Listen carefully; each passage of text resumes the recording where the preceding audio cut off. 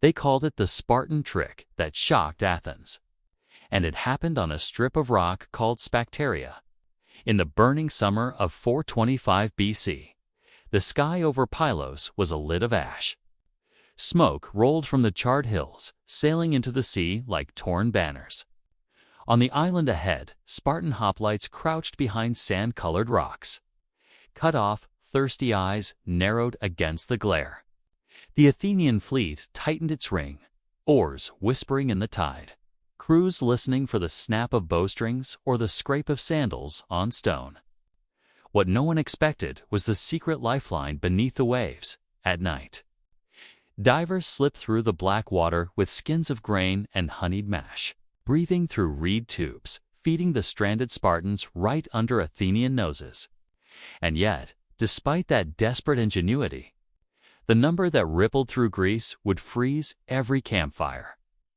Conversation from Boeotia to Laconia, 292. Spartan warriors over 100 full Spartiates would lay down their shields. For a people raised to die rather than surrender, it was unthinkable. So how did an island of hunger, smoke, and stone break the pride of Sparta? And why did Athens, the city of cleverness, almost miss the single move that would decide everything? Hold that question. Because the answer won't arrive from the sea. It will come crawling through the scrub, silent as a knife. The fire at Pylos and the breath beneath the waves, the Spartan trick that shocked Athens, began not with a clash of shields, but with a storm. Winds howled off the Ionian Sea, dragging the Athenian fleet toward a stretch of hostile coast. Pylos, a rugged headland on Sparta's doorstep.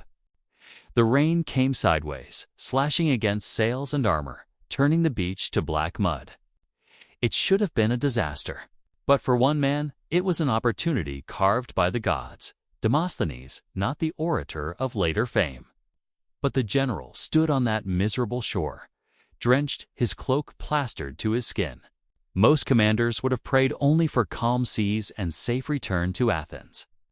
Demosthenes looked at the cliffs, the narrow bay, the jagged island of Sphacteria guarding the harbor, and smiled. "This," he murmured, "is Sparta's soft place." Pylos was no prize to most, barren, windswept, forgotten. But to him, it was a dagger aimed straight at Laconia. If Athens could fortify it, they could raid Spartan lands, arm the Helots, and strike terror at the heart of the unshakable warrior state. What happened next? No historian expected. The Spartans, hearing that Athenians had landed on their own doorstep, reacted with fury. Ships were launched, troops mobilized. They stormed the beach with the confidence of men who had never known fear. They were Sparta, the masters of war, and these were mere sailors and artisans. Soft men of the city. But Demosthenes was no fool. He chose the high ground, built walls of sand and stone, and placed his few hoplites where the cliffs turned narrow. Every Athenian knew that if Sparta came, they would come straight and proud, in the old way, line against line, shield to shield. Demosthenes prepared for that by doing the opposite. When the Spartan fleet swept into the bay, sunlight flashed on bronze like fire on the water. They landed hard, men leaping into the surf, shouting, spears lifted. The first wave hit the Athenian barricade like thunder. The second wave followed. For 2 days, the Spartans came on, the air thick with arrows, smoke, and salt, and then the world burned. To smoke out the Athenians, the Spartans set the headland ablaze. Flames leapt from ridge to ridge, roaring down the wind. Men coughed black soot, the heat blistered skin, and every rock seemed to glow with its own fury. But fire, like war, has its own will. It leaped the narrow channel and devoured Sphacteria. When the smoke cleared, something had changed. The once wooded island that had guarded the bay was now bare, its trees ash, its rocks naked. The Spartans had stationed men there to hold it, confident they were safe with ships at their back. But their own fire had betrayed them. The island's cover was gone. Every path now visible from the Athenian side, and Demosthenes saw it, "Let them stay," he said quietly. "They've trapped themselves." He sealed the bay. Ships formed a wall across the water. On Sphacteria, the Spartans waited expecting rescue, confident in endurance. Athens had surrounded them, yes, but Spartan pride believed hunger could not touch their courage. But here's the shocking truth. The blockade didn't break them. By night, the sea came alive. Beneath the silver of moonlight, helots and freed divers slipped into the waves, silent as shadows. They carried wineskins, filled not with air but with food, meal, figs, honey water. They swam under the blockade, breathing through hollow reeds, surfacing only to listen for the whisper of oars. It was madness, but it worked. For weeks, they fed the Spartans from beneath the sea, keeping them alive by a trick of courage and darkness. The Athenians didn't even realize, and yet, starvation is not only of the body, it's of the mind. The Spartans began to ration words, motion, even breath. They sharpened rocks when the iron dulled. The island became their world, heat by day, cold by night, the same gray water staring back at them. Demosthenes knew what they didn't. Men can survive hunger, but they cannot survive uncertainty. Then came the message from Athens, a voice as loud as it was foolish. Cleon, the politician, the butcher's son with the lungs of a demagogue. In the assembly, he had mocked the generals for their delay. "You've trapped Spartans," he shouted, "but you can't even catch them." The crowd roared. Cleon promised to end it. 20 days, he said. 20 days, and he'd bring Spartan prisoners to Athens in chains. Everyone laughed. Everyone except Demosthenes. He sent word to Cleon, "Come then, prove it." And Cleon did. When he arrived at Pylos, he was not the man the assembly knew. Loud, proud, untouchable. He was a man sweating under armor that didn't fit, staring at an island of ghosts. The Spartans held firm, still silent, still waiting. And the Athenian soldiers muttered, "So this is the man who'll take Sphacteria." Cleon walked to Demosthenes, his pride wobbling under the sun. "What's your plan?" he demanded. Demosthenes smiled faintly. "We'll make them fight the one war they don't understand." And so began a siege like none before it. Not a clash of equals, but a slow tightening of the noose. Athenian light troops crept forward at dawn, their feet soft on the sand, their eyes on the shadows. The Spartans, high on their ridge, saw the dust and braced their spears. The air held its breath. What happened next? No historian expected. The Athenians vanished, then reappeared in the mist. Arrows flickered. Stones whistled. The Spartans charged only to find their enemy gone again. Each attack meant nothing but air and silence. Every sound, the scrape of rock, the whisper of feet, became a weapon. For the first time in history, Sparta was fighting a war it couldn't see. The sun climbed higher, beating on armor. Sweat ran black with soot. And from the far side of the island came a new sound, the harsh dialect of Messian. It froze the Spartans where they stood. Slaves speaking their tongue. Here, behind them, the Messenians, former helots. Now free, had flanked the Spartan rear through goat paths known only to their kind. They came with bows, javelins, and vengeance. For the first time in centuries, Spartans felt what their slaves had felt. Trapped, hunted, outnumbered. Epictetus, their commander, shouted for order. The phalanx reformed. The Athenians closed in, circling like wolves. By midday, the fire on Sphacteria burned again, not of wood, but of men. And as the island filled with smoke, Cleon turned to Demosthenes. "Now," he said. But Demosthenes only watched. "Not yet," he murmured. "Let them see what fear looks like." And in that silence, a white cloth lifted on a spear point. A Spartan herald stepped forward. The world held its breath. Was it surrender? Or something else? We'll find out soon enough. because what happened next would make every city in Greece whisper the same question: can Sparta still bleed? Cleon's promise and the fall of the Ion Cybele, they said a Spartan would sooner die than surrender. But on that burning island, surrounded by enemies and ghosts, the unthinkable was about to happen. The air over Sphacteria shimmered, part heat, part smoke, part fear. The sea below lay still, like a mirror waiting to remember everything. On the Athenian ships, men watched from the decks, silent. No cheers, no laughter. They all knew what this meant. The white cloth on the spear wavered in the wind. The Spartan herald stepped forward, slow and deliberate. His armor was cracked. His voice, when it came, carried not defeat, but duty. "Our commander has fallen," he said. "We asked to speak with the Athenian generals." The moment hung heavy. The Athenians looked to Demosthenes. Cleon, beside him, was already swelling with triumph. They begged for terms. He hissed, "Let them crawl."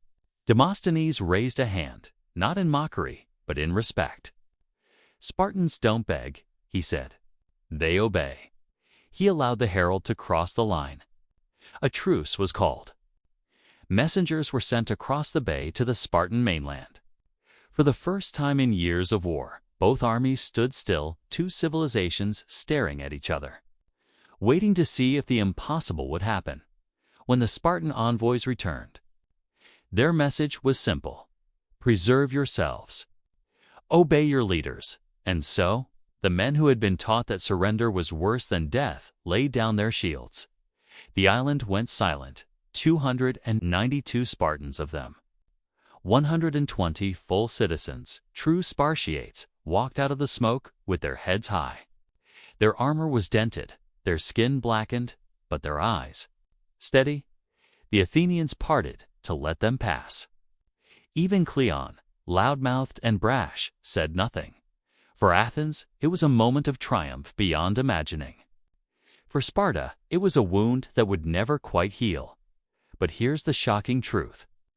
Victory is never simple. When the Athenian ships returned to Pylos, the prisoners chained below deck, the men expected cheers. Instead, the city fell silent before erupting into disbelief. Spartans captured alive.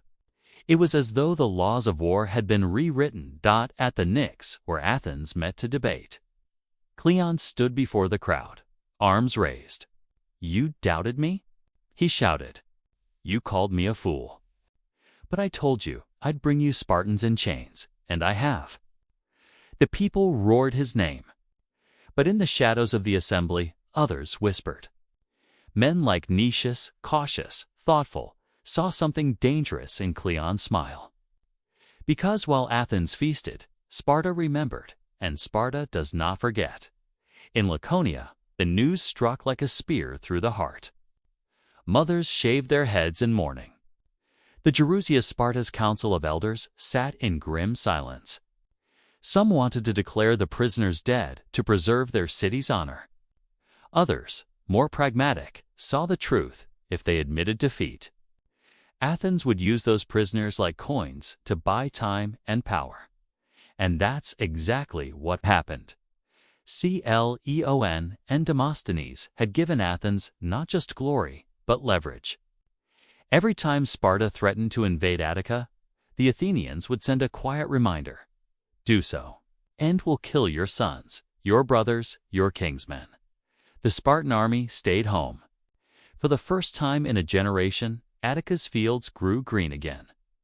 But what happened next? No historian expected Cleon, drunk on victory, began to believe his own legend. He strutted through Athens as though he alone had broken Sparta. Demosthenes, who had truly orchestrated the plan, said nothing. He'd learned that men who shout loudest in peacetime often fall first in war. Meanwhile, on the other side of the Aegean, Sparta planned its revenge, not with force, but with patience. From the north, a new kind of Spartan rose. Brasidas, the soldier philosopher. Unlike Cleon, He understood that wars aren't won where armies meet, but where beliefs fracture. Most people never knew this detail. Brasidas' first order after Sphacteria wasn't to strike Athens. It was to free its allies.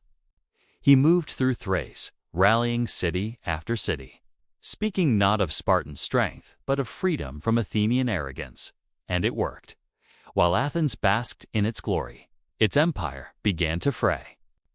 Grain cities turned cold. Tribute faltered.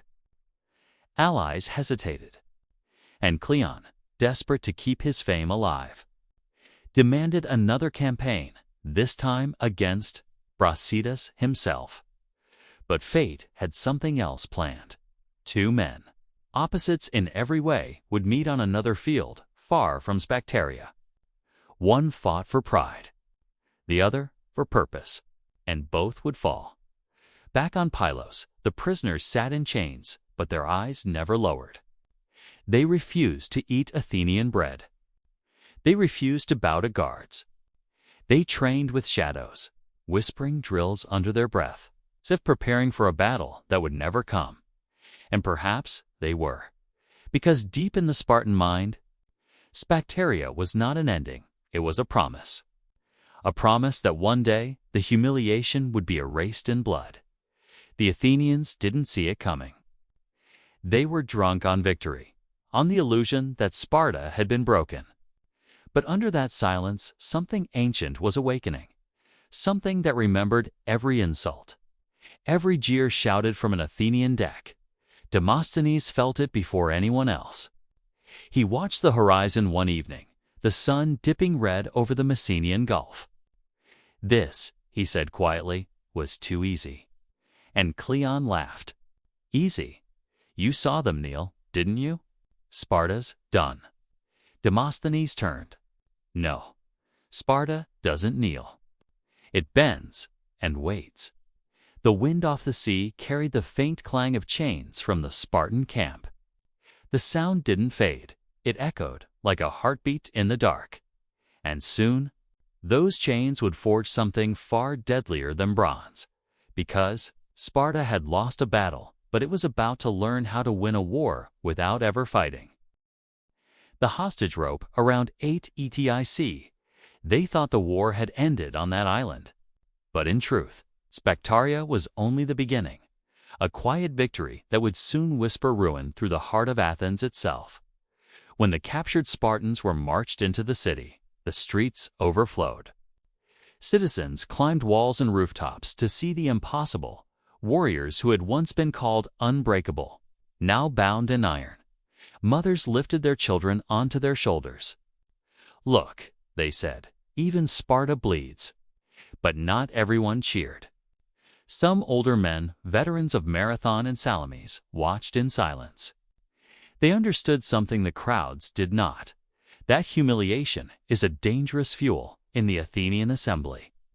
Cleon was radiant. Draped in white, his voice rolled over the crowd like thunder. Let Sparta come, he roared. Let them march into Attica if they dare.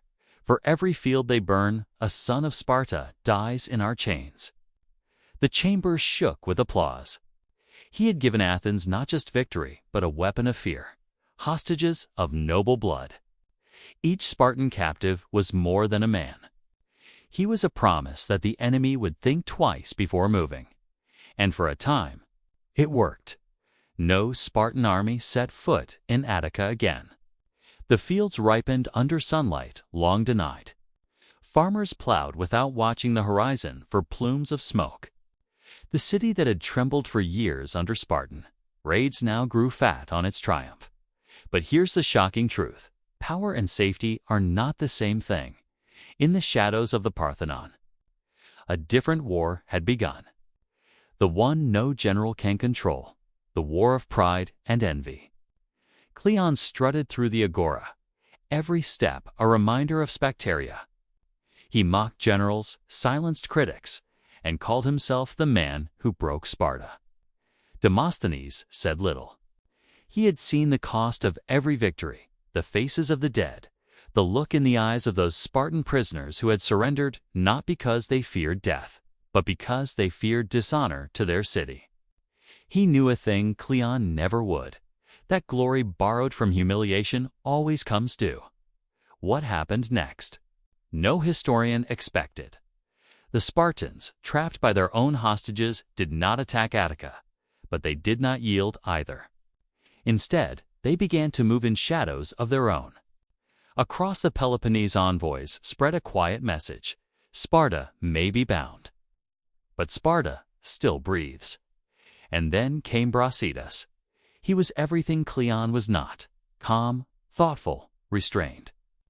Where Cleon shouted, Brasidas whispered. Where Cleon demanded, Brasidas persuaded.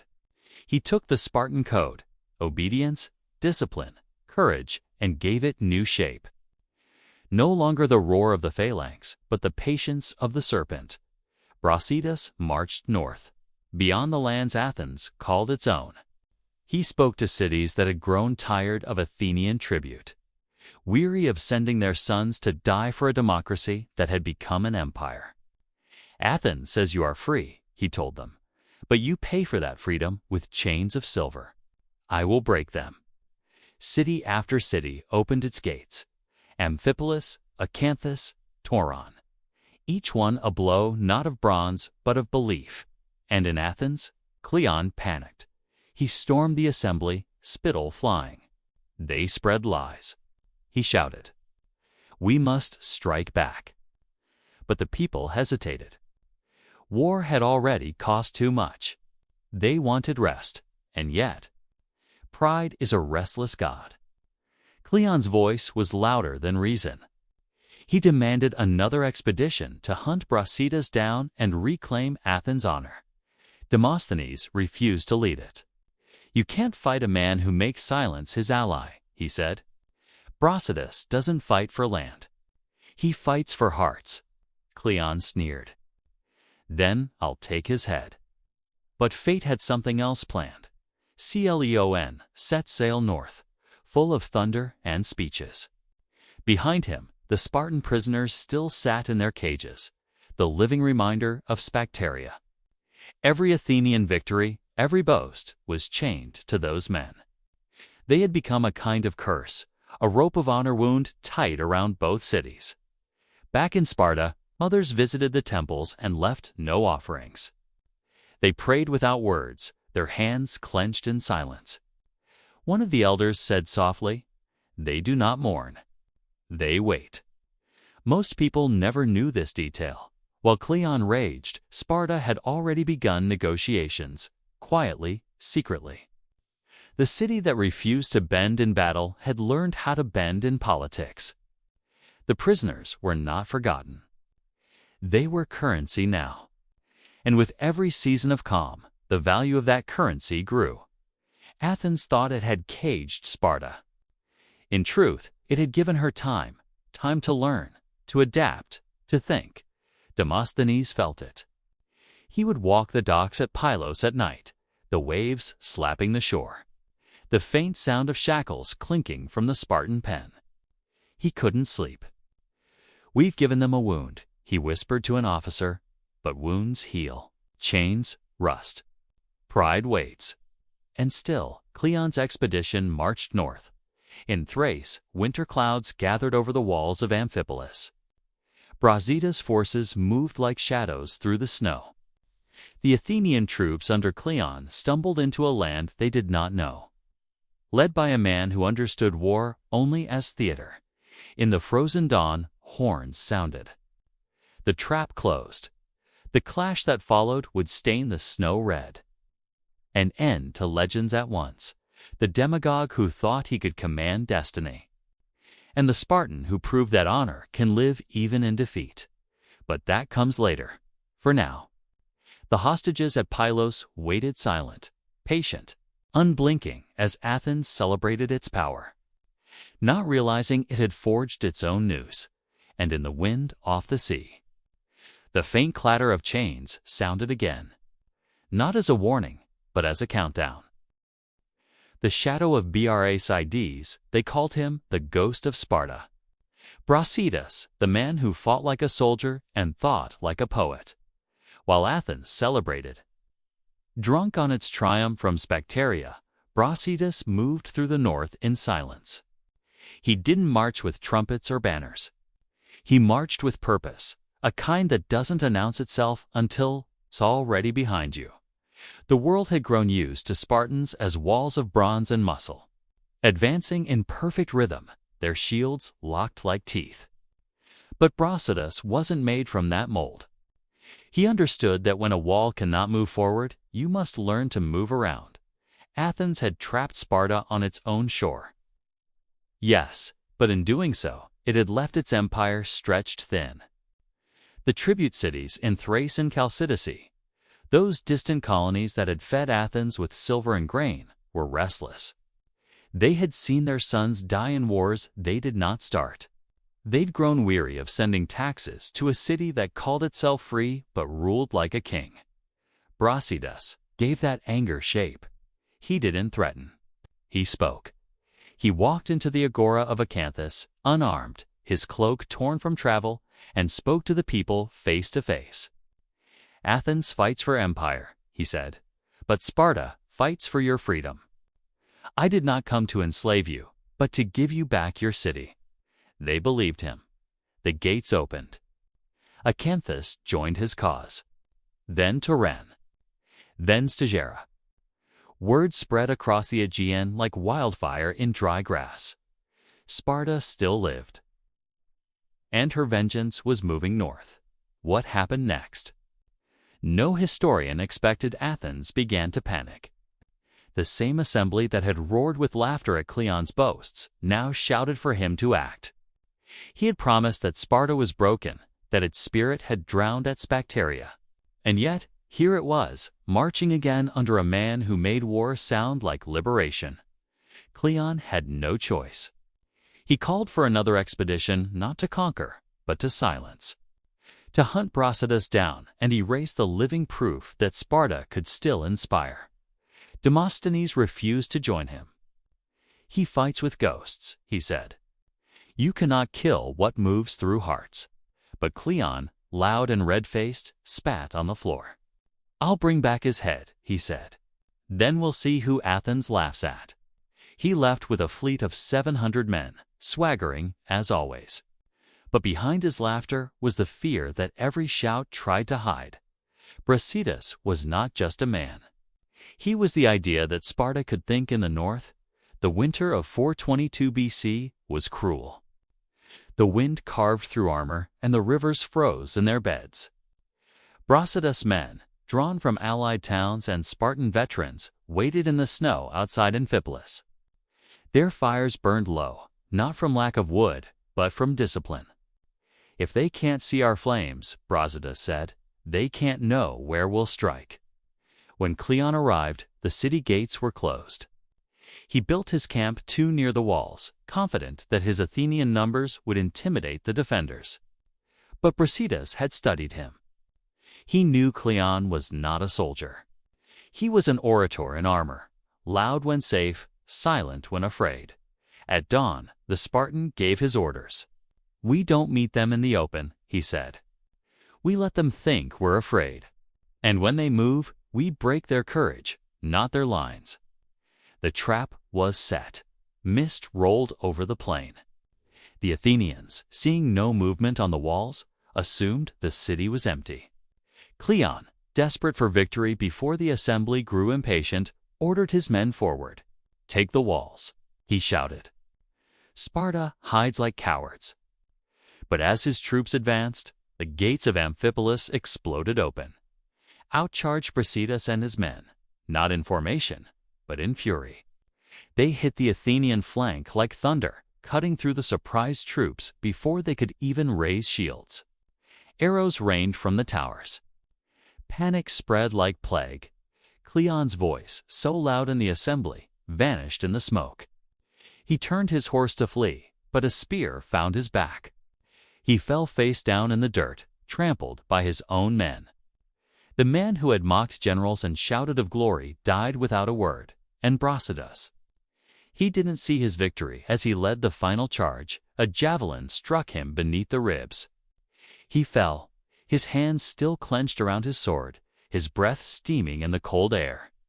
His men carried him into the city as the last Athenian forces broke and ran. He lived long enough to hear one thing, that Amphipolis had fallen, not to fear, but to faith. He smiled once and whispered, "Tell Sparta, we were not broken." Then his eyes closed. Most people never knew this detail. That Cleon and Brasidas died within moments of each other. Two men bound by fate, one by arrogance, the other by principle, fell on the same battlefield, ending not just a campaign, but a chapter of the war itself. Back in Athens, the news arrived like a cold wind. The city that had once cheered Cleon's name now fell silent. In Sparta, Brasidas was mourned as a hero. In Amphipolis, he was buried as a liberator, his statue crowned with laurel, his name whispered in prayers, and across the Aegean. The sea that had once carried fire now carried something heavier: exhaustion. Both sides had bled too long, lost too much. The war that began in pride was drowning in fatigue. But here's the twist. Even peace can be a battlefield, because in the quiet that followed Amphipolis, envoys began to move. Words replaced spears. The peace that would come to be called the Peace of Nicias promised rest, healing, and safety. But beneath the signatures and oaths, neither Athens nor Sparta truly trusted the other. They had seen what their enemies could do, and that knowledge never leaves. On a cold night, months later, Demosthenes stood again at Pylos, looking across the dark sea. The Spartan prisoners were gone now, exchanged in the new peace. The island of Sphacteria lay silent, the wind whispering through the ash of old fires. He said softly to the waves, "We thought we ended war with cunning. But cunning only teaches war new tricks." The tide answered with the faint sound of stone against stone, the sea grinding memory into legend. And in that sound lay a question that still haunted both cities. If Sparta could surrender once, could Athens ever learn to? The aftershock and the lie of Ion Vion's Hybolite, the wind that swept over Sphacteria, carried ghosts. Ash from burned wood, the echo of men shouting through smoke, it all lingered long after the last ship had gone. Athens believed it had tamed history. But history does not stay tamed. The war, though paused, never truly ended. It merely held its breath. The treaty that men called peace was nothing but silence between storms. Athens had won glory at Pylos and Sphacteria. It had crushed the myth of Spartan invincibility, broken their rhythm, chained their warriors, and fed the city's pride until it gleamed brighter than its marble. But pride, like iron left in salt air, rusts unseen. The first signs came quietly. An argument in the assembly. A dispute between allies. The tribute ships began arriving late, or not at all. The Athenian Empire, stretched across the Aegean like a net of silver and arrogance, began to fray. Demosthenes knew the pattern, the one every general learns too late. Victory breeds complacency. Complacency breeds carelessness. And carelessness feeds your enemy more than any feast. He had seen it in Cleon's boasting, in the crowd's laughter, in the way Athens spoke of Sparta now, not as a rival, but as a relic.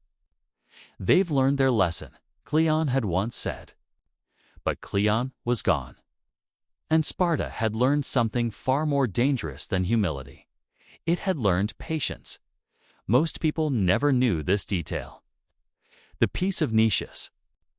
That fragile truce signed in the aftermath of Amphipolis was born less of goodwill than exhaustion. Athens still held its navy. Sparta still held its discipline. But both cities had traded heroes for politicians, and beneath that uneasy calm, the ground was already shifting. In Sparta, mothers of the men captured at Sphacteria had stopped mourning. They had started whispering. "Let Athens build its pride," they said. "We will build something colder." The city trained quietly, Its sons taught that the shame of Sphacteria could only be cleansed with the ashes of Athens. In Athens, ambition had found a new name, Alcibiades. Young, brilliant, and dangerous, he walked through the assembly like a god in mortal skin. To him, peace was not a victory. It was a pause he meant to break. He spoke of glory beyond Greece, of ships bound for Sicily, of new empires across the sea. The crowd adored him. They had forgotten the hunger of war and remembered only the taste of triumph. They believed, once again, that Athens could not fall. But here's the shocking truth. Invincibility is a myth men tell themselves before history corrects them. Demosthenes watched Alcibiades rise with the same dread he once felt when he first saw Spartan sails at Pylos. He has the same fire Cleon had. He told a friend, "Only this one burns cleaner and longer." The friend laughed. Better a burning fire than a dying one. But Demosthenes shook his head. All fires die. The question is what they consume before they do. And somewhere in Sparta, another man, older, wiser, colder, said nearly the same words. Let them burn, he told his council. Fire draws attention. Smoke hides movement. Because Sparta was no longer the loud roar of the phalanx. It had become the whisper in the dark, the invisible hand that waited while others shouted then. The twist. Years later, when the peace finally cracked, it wasn't with a great battle or a grand betrayal. It broke with a whisper, a skirmish, a raid, a single torch in a night field. Within months, the Peloponnesian War was reborn. But this time, the roles had reversed. Athens, the master of cunning, fought like Sparta, rigid, proud, predictable. And Sparta, once the symbol of brute force, moved like Athens, flexible, deceptive, calculating. The lesson of Sphacteria had been learned. The trick that once shocked them had become their weapon. When the Spartans finally invaded Attica again, they did not charge to glory. They cut supply lines. They sowed doubt. They let plague and famine do their work. They became what they had once despised, clever, and Athens, blinded by its own reflection, didn't see the blade until it was already at its throat. Most people never knew this detail. When Sparta finally took Athens years later, the general leading the final campaign was Lysander, a student of Brasidas' philosophy, not his tactics. He did not defeat Athens with spears.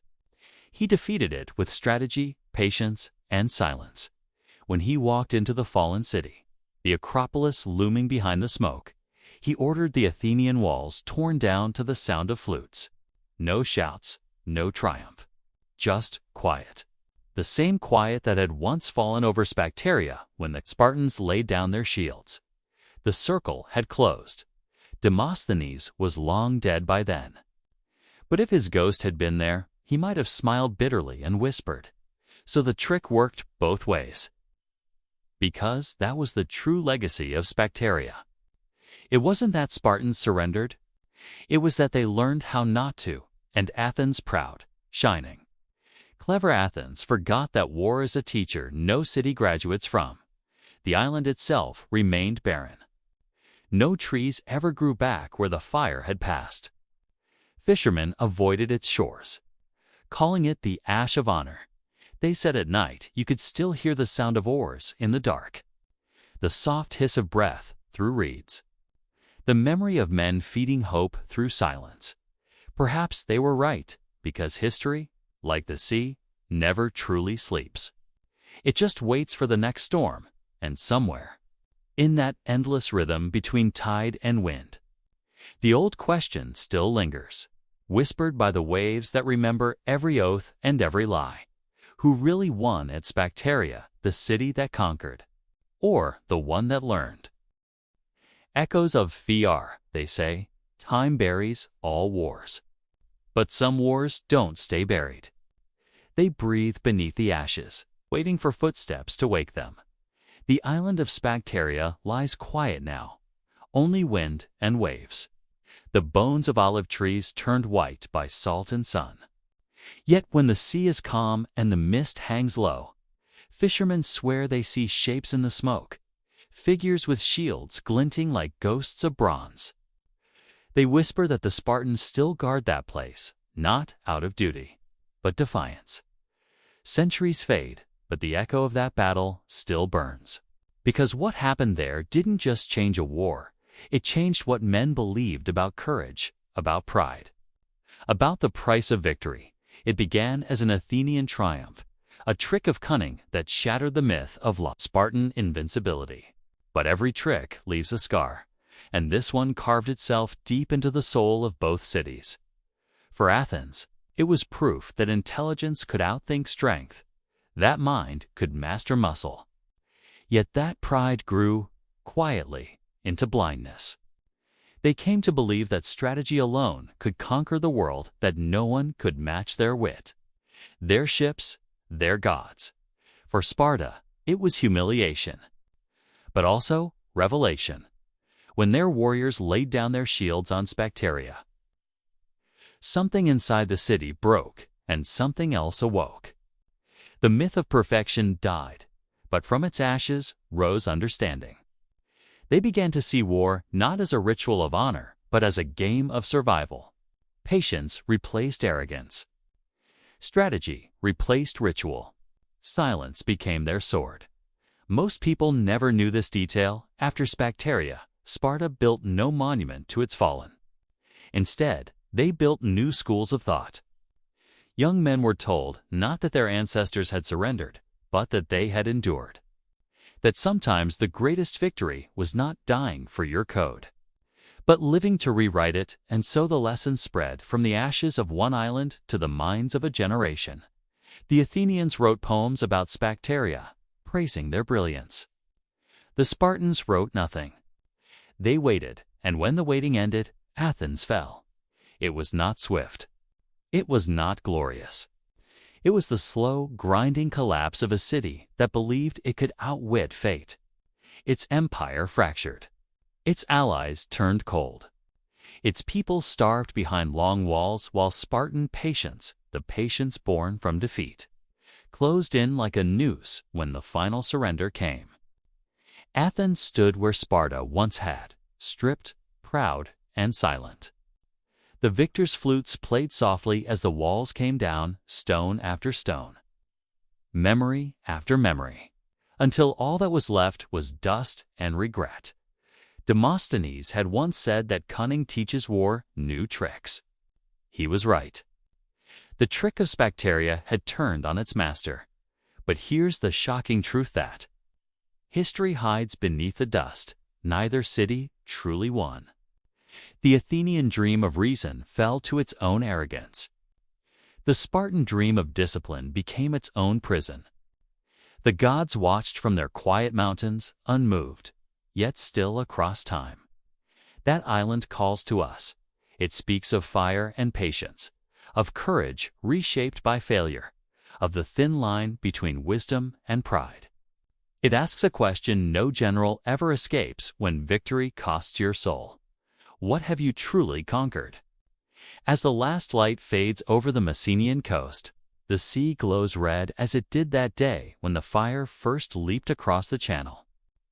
The waves whisper through the reeds once more, just as the helots once breathed through them, carrying life to the stranded dot. Listen closely, and you can almost hear it. The rhythm of oars, the heartbeat of history, the murmur of men who thought themselves gods, learning they were only human, and in that echo lies the true ending, that even the mightiest empires, the proudest cities, and the bravest soldiers are only stories, stories that burn bright for a moment, then pass into legend.